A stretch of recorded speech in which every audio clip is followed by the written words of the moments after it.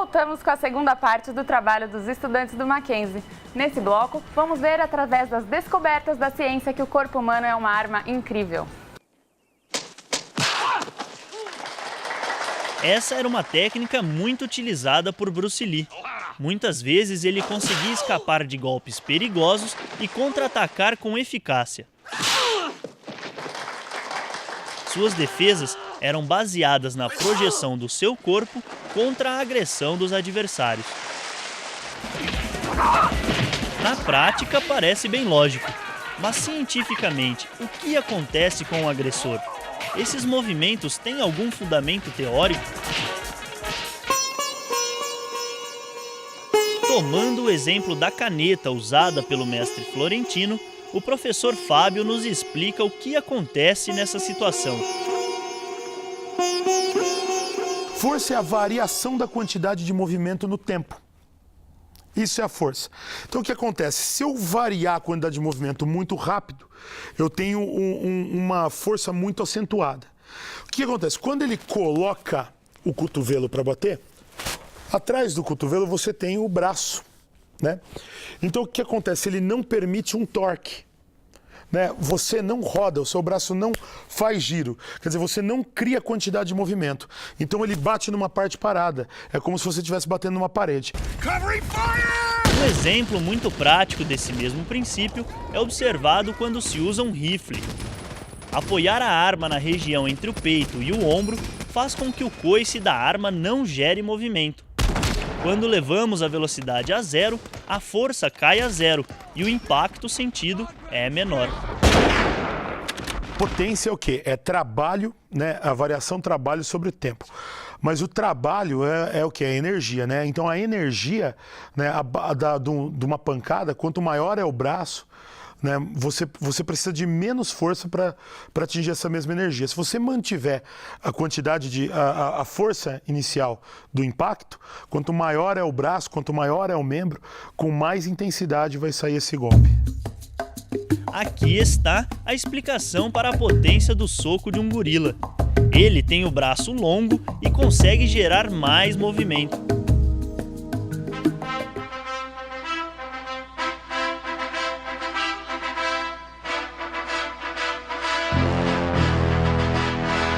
E é também por isso que o soco do Dr. Cury provavelmente não terá o mesmo efeito.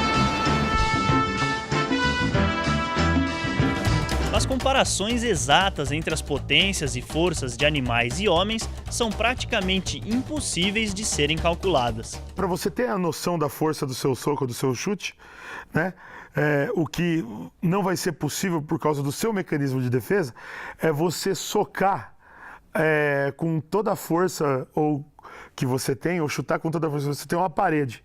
Você tem a noção do seu chute, mas você não vai fazer. Porque na hora que você vai socar a parede, o seu mecanismo de defesa já vai retrair. Marcelo Florentino explica que as técnicas utilizadas para aplicar golpes letais consistem em utilizar o peso do corpo e a velocidade durante os golpes.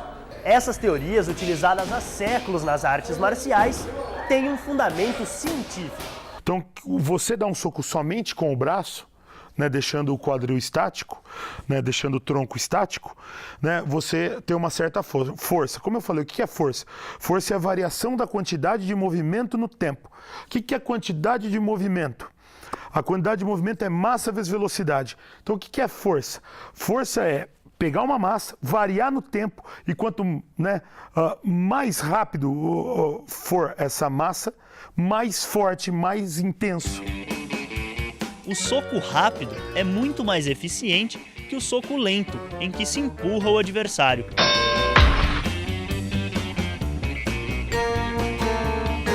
Vamos a um exemplo. Supondo que o Dr. Cury queira levar uma cadeira de um ponto X para outro ponto Y. Se ele empurrar a cadeira com um tempo de contato longo, fará bem menos força. Mas se ele resolver dar um pontapé com um tempo de contato menor, a força é bem maior. Dessa maneira, o impacto sofrido pela cadeira é bem diferente nas duas situações. Um soco rápido é muito melhor do que um soco lento que você empurra. Por quê? Porque quando você dá um soco e empurra, né? Você amorteceu a queda e você faz um movimento contínuo. Quando você bate e tira a agressão, né? Faz vibrar cadeias moleculares da região que você atingiu. Nós temos partes do nosso corpo que nós podemos utilizar e eu vou apresentar que, apesar de ser sensível, também pode ser altamente letal. Como numa garota, aparentemente uma mulher sensível e delicada se tornou também um ser humano extremamente poderoso. Sabemos então que os golpes mais eficazes são rápidos e conseguem associar o peso do corpo na agressão. Mas a nossa pergunta ainda não foi respondida.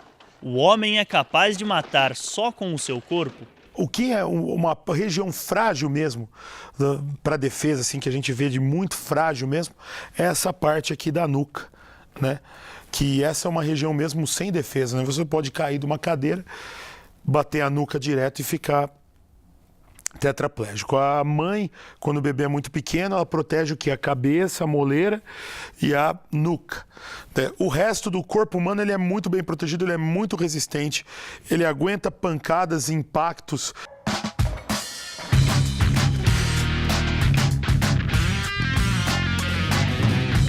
Apesar de o homem ter inventado muitas ferramentas, como rifles e bombas, ele também tem estrutura para matar. Socos, chutes e mordidas podem ser letais. Tudo vai depender da forma com que se aplica o golpe e, claro, de quem recebe a agressão. Por isso, os golpes letais que Bruce Lee tanto usou nos cinemas são perfeitamente possíveis de acontecer na vida real. Afinal, Lee sabia como usar o seu corpo ao extremo a fim de causar o maior dano.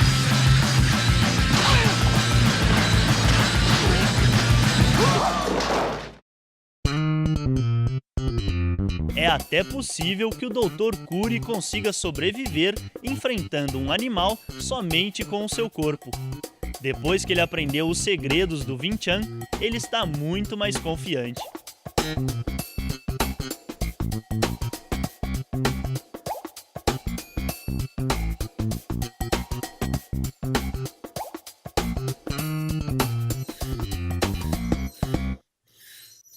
Viu só como nosso corpo pode ser surpreendente? Parabéns para a galera do Mackenzie. E agora que você sabe que o corpo também pode ser uma arma, use-o com moderação. E se você é estudante ou recém-graduado em jornalismo, rádio, TV ou cinema e quer participar do programa, é bem simples. Mande o link do seu trabalho para espacouniversitario@câmara.sp.gov.br. E não esqueça de curtir a nossa fanpage no Facebook e seguir o programa no Twitter. Até a próxima. Tchau, tchau.